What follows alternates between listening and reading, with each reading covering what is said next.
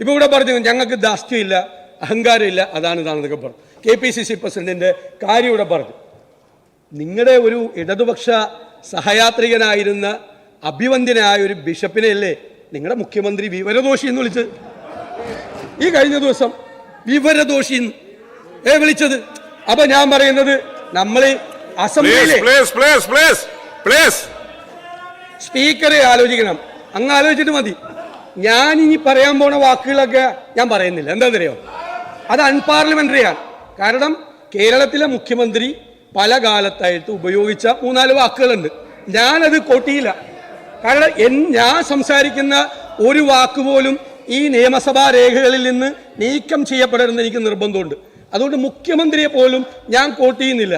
എന്നിട്ട് ആ വിവരദോഷി എന്ന് ആ പിതാവിനെ, അഭിവന്ദ്യനായ പിതാവിനെ വിളിച്ചപ്പോൾ ആ പാവം പൊതുമരാമത്ത് മന്ത്രി മുഹമ്മദ് റിയാസ് അല്ലാതെ മുഖ്യമന്ത്രിയെ സംരക്ഷിക്കാൻ നിങ്ങൾ ആരെയും കണ്ടില്ലല്ലോ.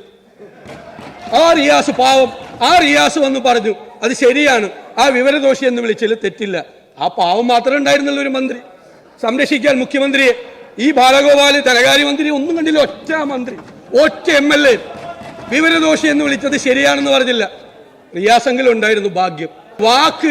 വാക്കുകൾ നമ്മൾ ബഹുമാനത്തോടുകൂടിയും സൂക്ഷിച്ചുമൊക്കെ പറയുന്നതാണ് എല്ലാവർക്കും നല്ലത് എന്ന് തന്നെയാണ് ഞങ്ങളുടെ അഭിപ്രായം.